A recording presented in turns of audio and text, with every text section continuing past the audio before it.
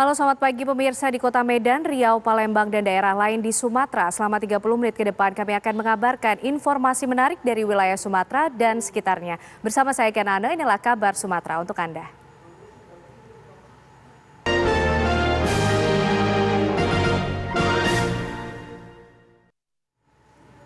Pencurian terjadi di Puskesmas Kota Agung, Kabupaten Tanggamus, Lampung. Pelaku mengincar ponsel dan dompet milik pegawai Puskesmas.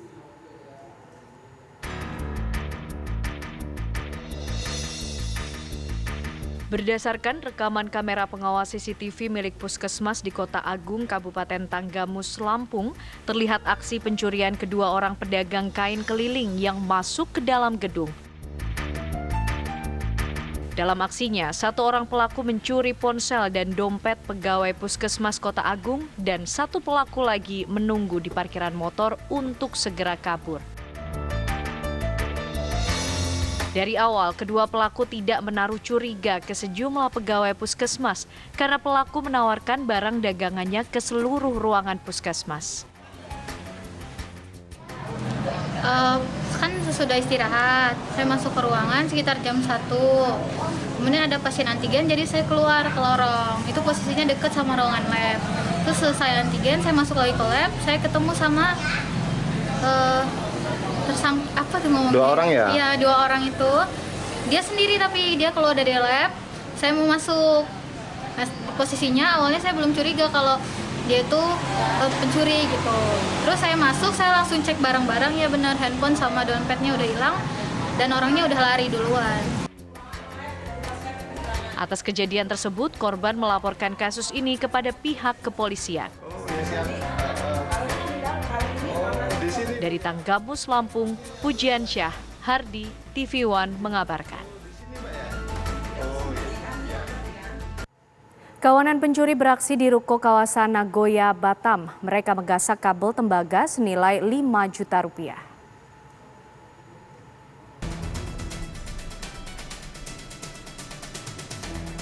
Kawanan maling beraksi di ruko kawasan Nagoya, Batam, Kepulauan Riau. Dalam rekaman CCTV terlihat 2 pelaku terlebih dahulu berunding dan mengamati sekitar. Aksi mereka tergolong nekat karena suasana saat itu sekeliling ruko ramai. Keduanya lalu masuk ke dalam ruko dan menggasak kabel tembaga. Berdasarkan rekaman CCTV, Polsek Lubuk Baja menangkap para pelaku. Pelaku R tertangkap terlebih dahulu dan kini sudah mendekam di tahanan kejaksaan, lalu menyusul pelaku kedua F. Yang kita tangkap saat ini, yang kita amankan ini, saudara FM adalah DPO daripada kasus yang sebelumnya sudah kita amankan. Kerugian korban seberapa banyak? Kerugian korban dari pencurian yang dimasuk rukonya kurang lebih 5.800.000 rupiah. Akibat pencurian ini, pemilik ruko rugi 5 juta rupiah. Sementara para pelaku menjual kabel tembaga hasil curian kepada penadah dengan harga 300.000 rupiah. Dari Batam, Kepulauan Riau, Alboin TV One mengabarkan. Perampok membunuh ibu dan anaknya di Kuantan, Sikingi, Riau. Perhiasan dan motor korban raib digasak pelaku.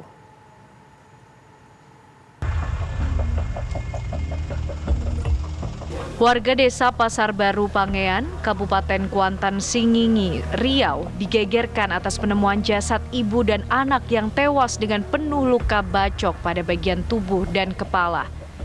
Korban yang diketahui bernama Suryani, perempuan 25 tahun, dan ibunya bernama Hasnah, 60 tahun, ditemukan tewas dan berpelukan dengan penuh luka-luka.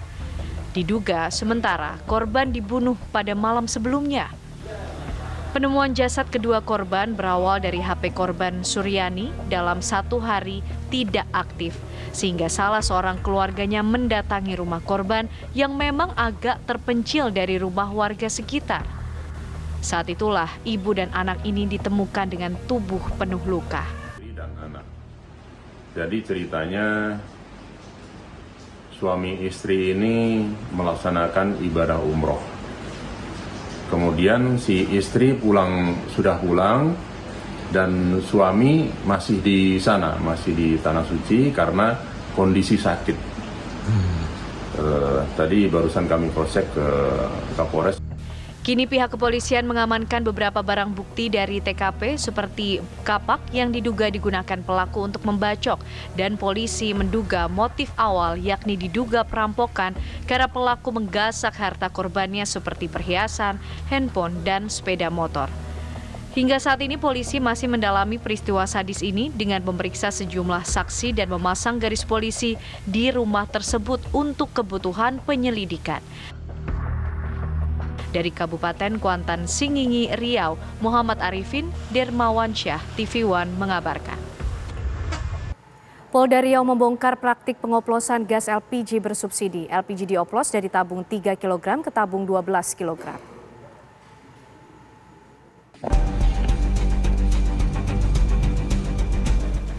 Polisi menggerebek ruko yang berada di Jalan Tanjung Batu, Kelurahan Pesisir, Kecamatan 50, Pekanbaru, Riau. Ruko ini rupanya digunakan sebagai tempat pengoplosan gas dari tabung 3 kg bersubsidi ke tabung kapasitas 12 kg non-subsidi. Untuk mengelabui petugas, tempat ini berkedok agen penjualan gas.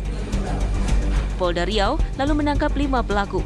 Seorang di antaranya otak dari pengoplosan tersebut dan 4 lainnya pekerja. Ada 250 tabung gas beragam ukuran di ruko ini. Dari kecurangan mengoplos gas selama 2 bulan, keuntungan yang diperoleh mencapai setengah miliar rupiah. 18 kalau subsidi 18. Dan tim berhasil melakukan pengungkapan, menggerebek tempat lokasi para pelaku melakukan tindak pidana. Jadi diawali dari informasi yang didapat oleh tim dari masyarakat yang menginformasikan adanya kegiatan yang mencurigakan di ruko tersebut. Selisih harga gas 3 kg dengan gas 12 kg kerap dimanfaatkan sejumlah pihak untuk melakukan kecurangan dengan mengoplos demi meraup keuntungan melimpah. Dari Pekanbaru, Riau, Muhammad Arifin, Dermawansyah, TV One mengabarkan. Bayi perempuan ditemukan di depan rumah warga di Desa Air Teluk Kiri, Kecamatan Simpang 4, Asahan, Sumatera Utara. Bayi dibalut dengan kain sarung dan baju batik seragam SMA.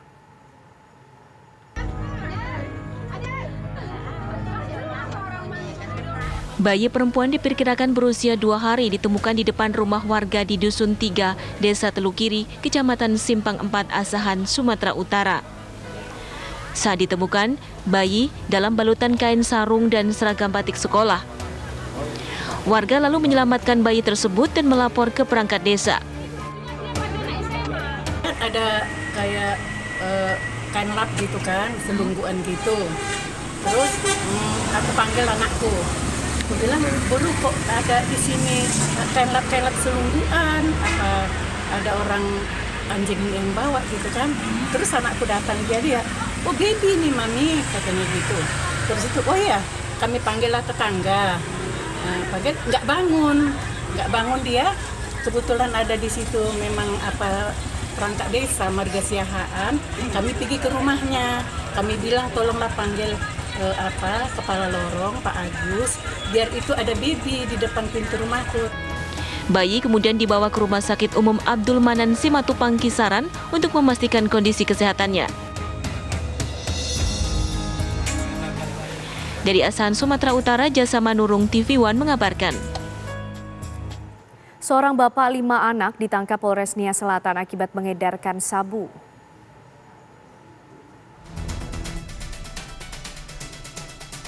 Pengedar sabu ini ditangkap polisi di Hiliwosi, Kecamatan Hulu Susua, Kabupaten Nia Selatan.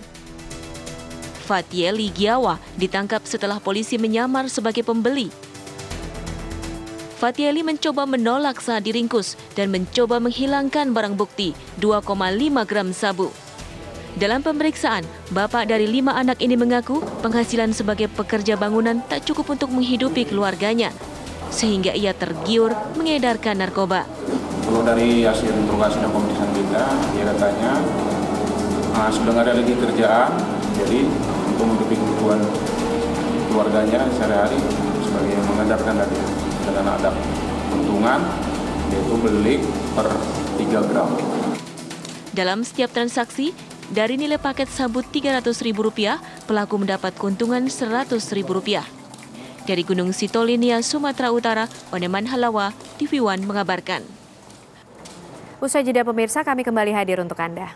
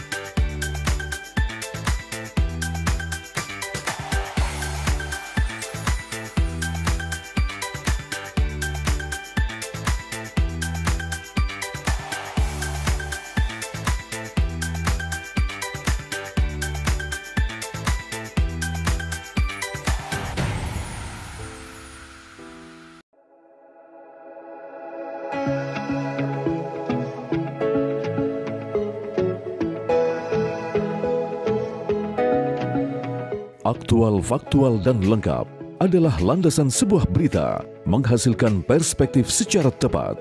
Dengan dukungan teknologi terkini, hadir untuk Anda tvOneNews.com sebagai platform terintegrasi antara broadcast newsroom dan media digital. Akses segera tvOneNews.com melalui website maupun smartphone Anda berbasis Android dan iOS. tvOneNews.com.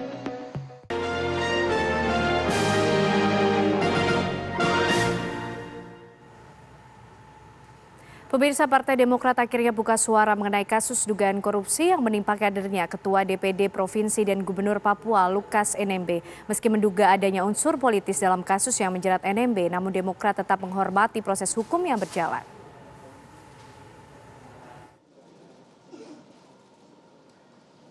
Partai Demokrat yang menjadi partai naungan Lukas NMB akhirnya buka suara mengenai kasus hukum yang menjerat Gubernur Papua Lukas NMB.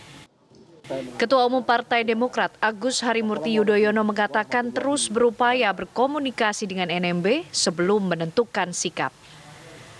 Meski menghormati dan mendukung proses hukum yang berjalan, namun Demokrat meminta tak ada politisasi dalam kasus ini. Demokrat juga mendukung NMB mencari keadilan dalam proses hukumnya dan menawarkan bantuan hukum jika diperlukan. Partai Demokrat memegang teguh komitmen untuk mendukung setiap upaya penegakan hukum di negeri ini, termasuk upaya pemberantasan korupsi. Kedua, untuk itu, Partai Demokrat menghormati dan mendukung proses hukum yang sedang berjalan. Kami hanya bermohon agar hukum ditegakkan secara adil. Jangan ada politisasi dalam prosesnya. Juga mari kita hindari trial by the press.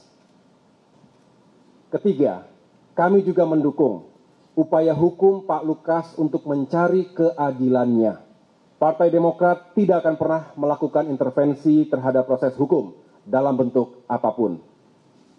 Meski demikian, sebagaimana yang menjadi ketentuan dalam organisasi, Partai Demokrat tetap akan menyiapkan tim bantuan hukum jika dibutuhkan. Hal ini berlaku sama untuk seluruh kader Partai Demokrat yang terkena kasus hukum. Ketujuh, kepada seluruh kader Partai Demokrat di Provinsi Papua, saya minta tetap tenang dan mari kita hormati proses hukum yang sedang berjalan. Sama-sama kita jaga situasi kondusif di tanah Papua yang kita cintai. Lukas NMB menjadi tersangka KPK atas dugaan menerima gratifikasi 1 miliar rupiah terkait APBD di Papua. Namun setelah 2 kali dipanggil KPK, Lukas NMB masih saja mangkir dengan alasan sakit. Dari Jakarta, Dwi Suci, Budi Utomo, TV One mengabarkan. Informasi lainnya pemirsa, Ferdi Sambo dan Putri Chandrawati menunjuk dua mantan punggawa KPK, Febri Diansyah dan Rasa Mala Aritonang sebagai tim kuasa hukum mereka. Febri Diansyah mengklaim ingin mengawal kasus ini agar persidangannya berlangsung objektif.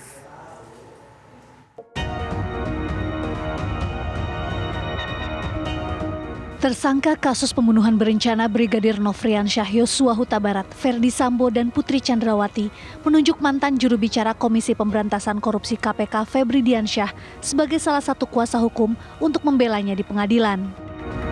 Febri menerima surat kuasa dari tersangka Ferdi Sambo dan Putri Chandrawati setelah menemuinya di rutan Makobrimob Depok, Jawa Barat.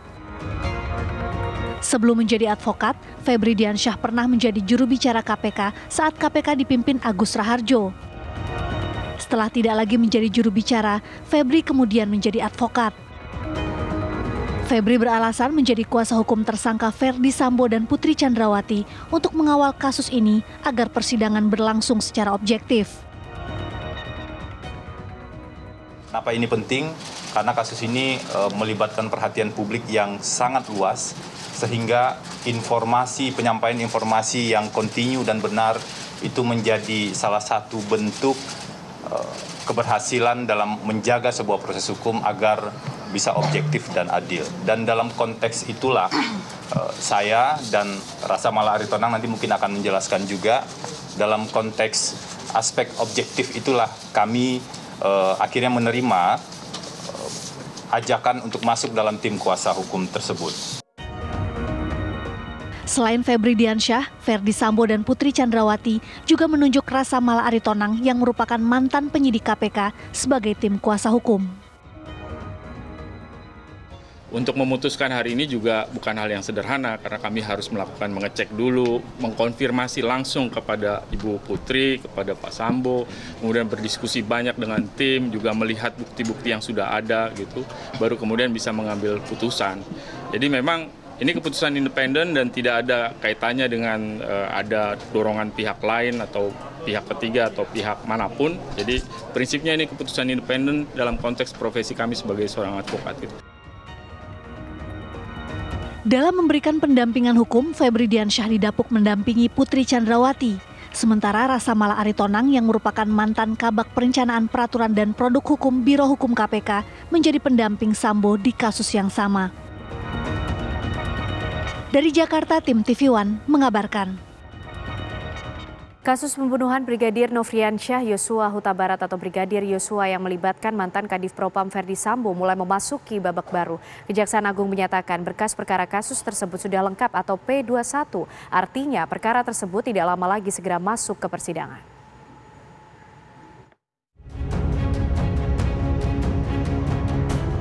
Kejaksaan Agung menyatakan berkas perkara kasus pembunuhan Brigadir Nofriansyah Yosua Huta Barat atau Brigadir J dinyatakan lengkap atau P21 setelah persyaratan formil dan material terpenuhi.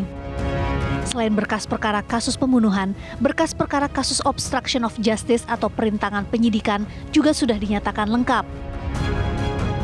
Jaksa Agung Muda Tindak Pidana Umum Kejagung Fadil Zumhana menyebutkan akan menggabungkan dua berkas dakwaan perkara yang menjerat Sambo dan tersangka lainnya. Dalam pembunuhan berencana ini ada 5 berkas perkara atas nama FS, PC, RR, RE, dan KW. 5 tersangka ini setelah kami menerima berkas perkara dari penyidik, beberapa waktu lalu memang kami kembalikan kepada penyidik untuk diperbaiki sesuai dengan petunjuk-petunjuk yang disiapkan oleh jaksa peneliti. Kemudian berkas kemarin itu balik lagi kepada kami.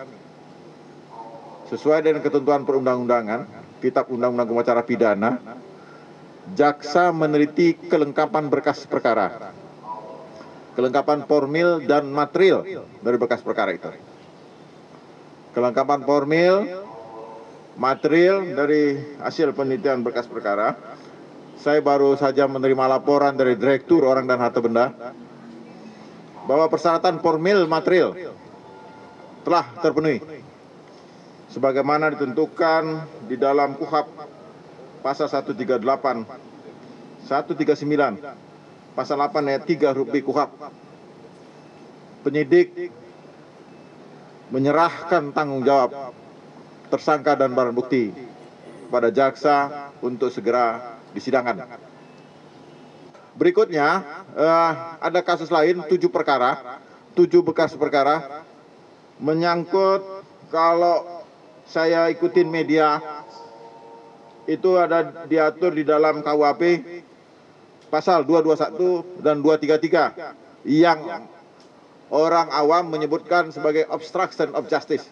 Perkara ini telah memenuhi syarat formil dan material, sehingga berkas perkara juga sudah kami nyatakan lengkap, formulirnya P21. Yang berikutnya, rencana penggabungan perkara. Kawan-kawan media yang saya hormati, penggabungan perkara ini diatur di pasal 141 KUHP. Kenapa 141 KUHP diatur itu? Ini saya beri penjelasan, adalah untuk lebih efektif dalam proses persidangan. Karena melanggar 2 tindak pidana, tapi 1 tersangka kita gabungkan dalam 1 dakwaan. Pertama dan kedua, kumulatif. Ya, concursus realis. Jadi 2 tindak pidana saya gabungkan pakai dan, berarti 2 tindak pidana. Jadi concursus, dalam teori hukum pidana disebut concursus realis. Setelah berkas perkara dinyatakan lengkap, maka Polri akan melanjutkan dengan pelimpahan barang bukti dan tersangka atau tahap 2 kepada jaksa penuntut umum. Selanjutnya, jaksa penuntut umum akan membuat surat dakwaan dan perkara disidangkan di pengadilan. Dari Jakarta, tim TV One mengabarkan. Kami masih akan kembali hadir untuk Anda sesaat lagi.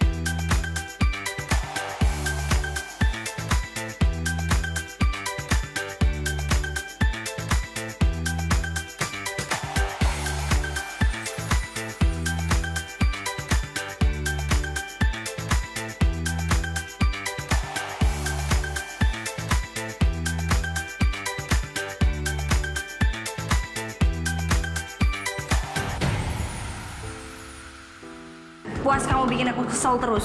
Aku salah apa lagi sih, sayang? Bukan kamu, Mas. Ini TV-nya nih berbayang terus. Aku udah beliin kamu set-top box TV buat nonton siaran TV digital. Kau pasangin ya. Kalau TV kita udah digital, tinggal di-scan ulang aja. Gampang kan? Siaran TV digital itu pilihan programnya banyak, bersih gambarnya, jernih suaranya, dan canggih teknologinya. Siarannya gratis, sayang. Dan nggak harus pakai kuota internet. Sukseskan migrasi digital, siaran TV digital. Keren!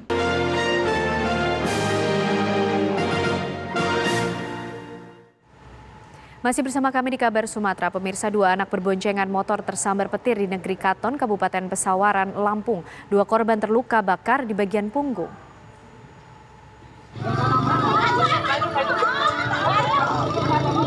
Dua anak kakak beradik BM 12 tahun dan HM 3 tahun tersambar petir saat berboncengan motor di Desa Lumbirejo, Kecamatan Negeri Katon, Kabupaten Pesawaran, Lampung. Keduanya sedang melintas di Jalan Raya Trisno Maju sore hari pulang dari rumah saudaranya. Akibatnya, keduanya terjatuh dari motor dan terluka bakar di bagian punggung. Warga kemudian membawa kakak beradik tersebut ke RSUD Pesawaran. Menurut saksi mata, saat kejadian cuaca mendung. Itu kan tadi boncengan. Ya, kronologisnya gimana? Yang dibonceng yang kena. Anak atau dewasa? Anak ya. Ya, anak ya kurang dewasa, agak dewasa lah. Agak dewasa. Bapak waktu itu di mana bisa melihat ini? Anakku beli sebelah aku. Oh, di sebelah Bapak. Sebelah saya. Bapak juga naik motor juga? Naik mobil. Oh, naik mobil. Ya.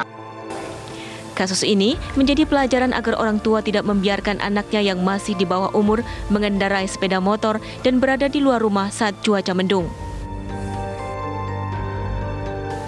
Dari Pesawaran Lampung, Pujian Syah, Hardi, TV One mengabarkan. Diduga remblong, truk tangki bermuatan semen menabrak pembatas jalan di Pelabuhan Bakauheni, Lampung. Truk diduga mengalami remblong saat keluar dari pintu tol Trans Sumatera menuju ke Pelabuhan Bakauheni, Lampung. Truk menabrak fasilitas di dermaga eksekutif Pelabuhan Bakauheni. Beberapa fasilitas milik ASDP Pelabuhan Bakauheni rusak akibat tertabrak truk. Sopir truk mengalami luka-luka. Truk yang membawa semen mencapai 35 ton itu berasal dari Bandar Lampung dengan tujuan bongkar muatan di Desa Sumur, Kecamatan Ketapang, Lampung Selatan.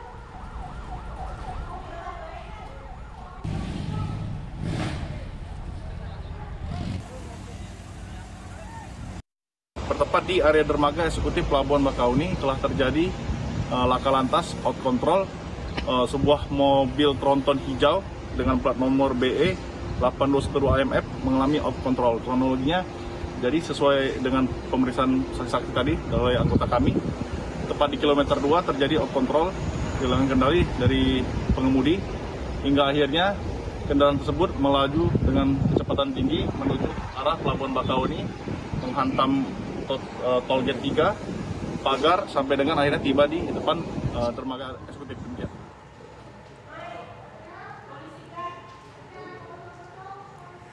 Korban keracunan gas di Mandailing, Natal, Sumatera Utara sudah mulai membaik. Dari 102 warga yang dilarikan ke rumah sakit, tinggal 36 warga yang masih dirawat. Atas insiden ini, pemerintah Kabupaten Mandailing, Natal telah melayangkan surat kepada Kementerian ESDM tentang permintaan penghentian operasional PT SMGP dan meminta wewenang pengawasan terhadap operasional perusahaan.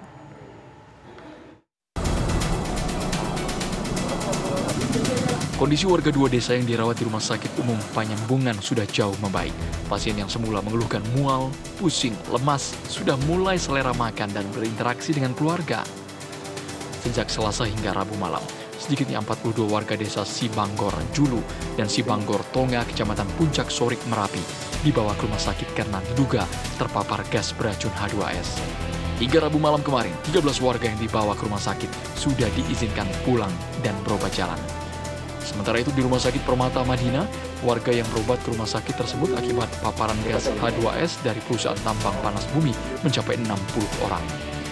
Pada Kamis pagi ini, yang dirawat tinggal 7 orang. Selebihnya sudah pulang dan rawat jalan.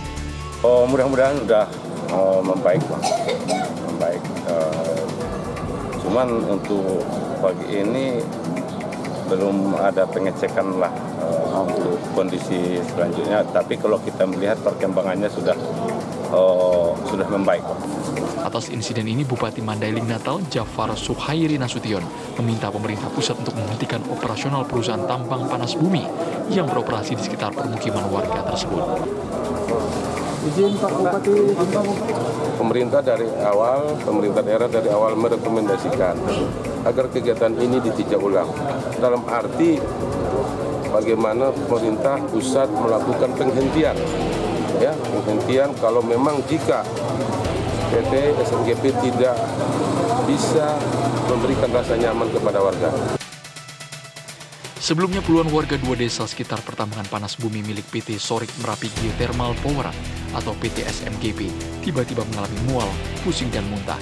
Diduga dua desa tersebut terpapar gas beracun jenis H2S setelah perusahaan melakukan aktivitas uji alir sumur tambang panas bumi. Dari Mandailing, Natal, Sumatera Utara, Romulo Sirekar, TV One mengabarkan. Informasi tadi menutup kabar Sumatera hari ini. Saya Kenana pamit, terima kasih, sampai jumpa.